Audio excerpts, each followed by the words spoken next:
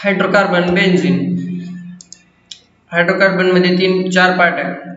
Alkane, alkyne आणि last part जो आहे ते बेन्झाईन म्हणजे ॲरोमॅटिक कॅरेक्टर जी असते ती हायड्रोकार्बन मध्ये ॲरोमॅटिक कंपाऊंड त्यामधला एक बेन्झिनिक पार्ट आहे. तर प्रिपरेशन मेथड बेन्झिनच्या कोणत्या समजा आता जर ही इथायलीन आहे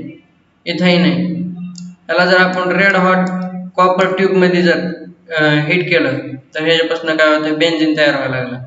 ही महत्वाची कारण की ह्याच्यापासून जास्त करून आपण ॲलिफॅटिक कंपाऊंड पासून ॲरोमॅटिक बनवू शकत नाही, पण काहीच प्रिपरेशन आहेत की त्याच्यापासून आपण ॲरोमॅटिक बनवू शकतात.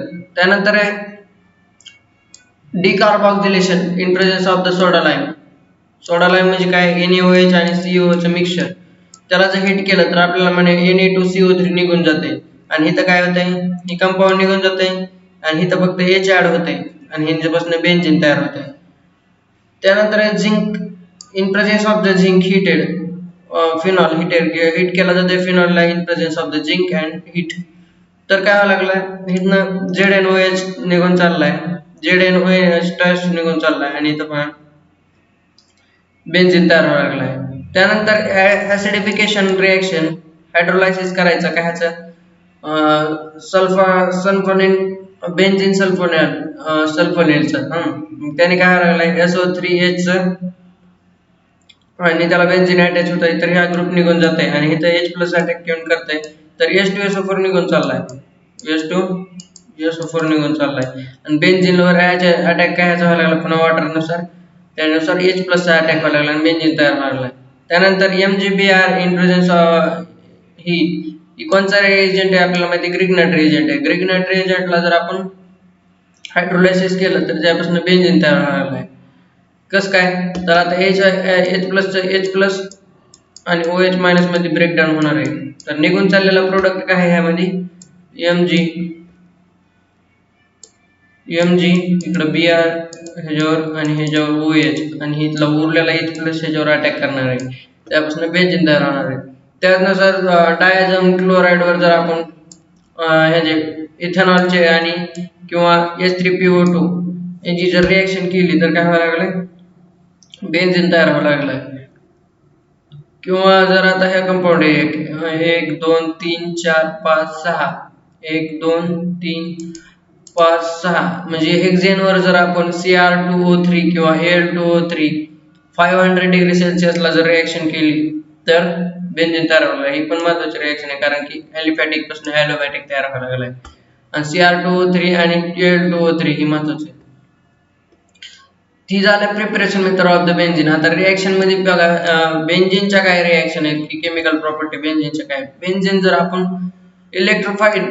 इलेक्ट्रोफाइल मध्ये रिएक्ट केला बेन्झिनला तर काय व्हायला लागलाय ॲरेनियम आयन तयार व्हायला लागलाय. ॲरेनियम आयन इंटरमिडिएट तयार व्हायला लागलाय त्यापासून इलेक्ट्रोफाइल अटॅक करून त्याच्यावर अटॅच व्हायला लागलाय कारण की बेन्झिनवर इलेक्ट्रॉन आधीच असणार आहेत कारण की कॉन्जुगेशन आहे म्हणून त्यामुळे बेन्झिन मध्ये रिएक्शन इलेक्ट्रॉन प्रेझेंट आहेत. त्यानंतर दुसरं बघायला गेलं तर नायट्रेशन बघितलं तर कॉन्सन्ट्रेशन कायच घ्यायचं आपल्याला कॉन्सन्ट्रेटेड HNO3 आणि H2SO4 हे नायट्रेटिंग मिक्सचर म्हटलंय तर ह्यामध्ये अटॅक कोण करणार आहे इलेक्ट्रोफाइल म्हणून NO2+ म्हणून अटॅक करणार आहे. इलेक्ट्रोफाइलिक सबस्टिट्यूशन रिएक्शन आहे पण बेन्झिन देतोय तर त्यापासून काय लागला नायट्रो बेन्झिन तयार व्हायला. नायट्रो बेन्झिन तयार व्हायला रेट दिलेला आहे. नायट्रेशन पण म्हणतात ह्या रिएक्शनला. त्यानंतर SO3 अटॅक करणारे H2SO4 मधनं किंवा H2SO4 SO3 या मिक्सचर मधनं तर त्यामधनं सल्फोनेशन म्हणतात बेन्झिन सल्फोनाइल तयार व्हायला लागला आहे. तर त्यामध्ये बघा हे तर हायड्रोजन असलं तर जास्त रेट आहे, त्यानंतर ड्यूटेरियम असला तर कमी रेट आहे आणि त्यापेक्षा कमी ट्रिटियम असला तर कमी रेट आहे. बेन्झिनला जर CH3Cl आणि AlCl3 रिएक्ट केलं तर काय व्हायला टोलिन तयार व्हायला. महत्वाची रिएक्शन आहे आणि ह्या रिएक्शनला काय म्हणतात फ्रायडन-क्राफ्ट अल्कायलेशन म्हणतात. त्या जागेवर जर बेन्झिनला AlCl3 प्रेझेन्स मध्ये CH3COCl किंवा अनहायड्राइडच्या प्रेझेन्स मध्ये रिएक्ट केलं तर काय व्हायला लागलाय आयसोटोफेनॉन तयार व्हायला लागलाय. त्याला रिएक्शनला काय म्हणतात फ्रायडन-क्राफ्ट असायलेशन म्हणतात. असाईल ग्रुप तिथं अटॅच व्हायला लागला आणि तर अल्काईल ग्रुप अटॅच लागला म्हणून अल्कायलेशन व्हायला लागलंय. त्यानंतर CO ग्रुपला CO2 आणि AlCl3 च्या प्रेझेन्स मध्ये जर बेंझिनला रिएक्ट केलं तर तिथं त्या बेंझिनवर COOH ग्रुप तयार व्हायला लागला आहे. त्याला काय म्हणतात कार्बोक्सिलेशन, म्हणजे कार्बोक्सिलिक ऍसिड तिथे ऍड करणे. CONHCl आणि AlCl3 च्या प्रेझेन्स मध्ये तिथं काय व्हायला लागलाय CHO ग्रुप ऍड व्हायला लागलाय. ही रिएक्शन सेम गॅटरमॅन रिएक्शन सारखी म्हणजे गॅटरमॅन रिएक्शन आहे. गॅटरमॅन कोच अल्डिहाइड सिंथेसिस म्हणतात त्याला. त्यानंतर जे आहे HCl आणि HCl प्रेझेन्स मध्ये ZnCl2 ऍसिडिक मीडियम मध्ये याला काय म्हणतात गॅटरमॅन अल्डिहाइड सिंथेसिस आणि ह्या वरल्याला कोच फक्त तिथं लावायचा आहे. तर दोघांमध्ये अल्डिहाइड तयार व्हायला फक्त इथे HCl चा डिफरन्स आहे आणि इथं CO आहे, एवढा डिफरन्स आहे. आणि इथं ऍडिशन मध्ये ZnCl2 आणि ऍसिडिक मीडियम मधून H3O+ यायला लागला, इथे LCl3 यायला लागला. जर बेन्झेनला जर आपण 6Cl2 in presence of the anhydrous AlCl3 जर रिएक्ट केलं तर काय व्हायला लागलंय सहा जागेवर बेन्झीनचे जे 6 कार्बन आहेत त्याच्यावर सगळ्यावर हायड्रोजन रिप्लेस करून काय व्हायला लागलाय इलेक्ट्रोफाइल अटॅक व्हायला लागलाय. कोणचा Cl+, तर 6 जागेवर इलेक्ट्रोफाइल अटॅच व्हायला लागलाय. त्यानंतर जर रिएक्शन बघायला गेलं तर PSCOCl आणि AlCl3 जर बेन्झीनवर अटॅक झाला तर त्यापासून बायफेनिल कीटोन तयार व्हायला लागलाय. तर H2 आणि PT म्हणजे रिडक्शन झालं बेन्झीन तर पूर्ण सगळेच बॉन्ड रिड्यूस होणार आणि त्यापासून सायक्लोहेक्सेन तयार होणार आहे. सोडियम इन लिग्नोइड अमोनिया ह्याला काय म्हणतात आणि म्हणतात बर्च रिडक्शन. बर्च रिडक्शन झालं बघा बेन्झीनचं काय होणार, आता कोणचे बी डबल बॉन्ड समजा असं आहे, ही बेन्झीनचं स्ट्रक्चर आहे, ही स्ट्रक्चर, तर कोणचे बी डबल म्हणजे समोरासमोरचे बॉन्ड ही काय होणार डबल होणार फक्त आणि एक रिड्यूस होणार कुठला बी, पण कोणचे बी बॉन्ड समोरासमोरला ही होणार तर रिड्यूस होणारच. जर काय होते ह्याच्यावर जर आपण काय केलं म्हणजे प्लस I ग्रुप लावला म्हणजे जर CH3 लावला CH3 लावला CH3 तर ही काय आपल्याला माहिती प्लस आहे म्हणजे इलेक्ट्रॉन डोनेट करते. ही बेन्झीन आहे, इथे एक बॉन्ड आहे, इथे एक बॉन्ड आहे, इथे एक बॉन्ड आहे. याच्यावर CH3 लावला तर हितला बॉन्ड कधीच रिड्यूस होत नाही.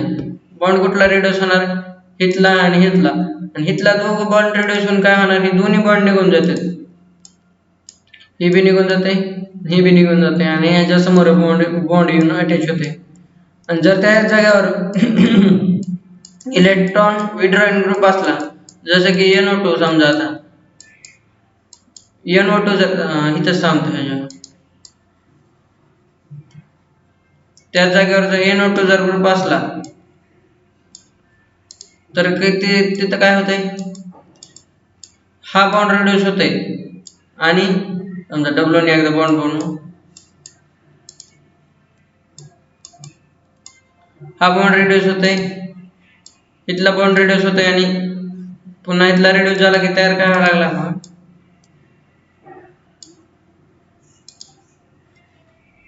इथे एक बॉन्ड तयार व्हायला लागला आणि इथे एक बॉन्ड तयार व्हायला लागला, पण इथलं पण निघून चाललाय, दोन रिड्यूस व्हायला लागले आणि हे स्ट्रक्चर तयार व्हायला लागलंय. म्हणजे इलेक्ट्रॉन विड्रॉइंग का इलेक्ट्रॉन डोनेटिंग ह्याच्यावर पण डिपेंड राहते.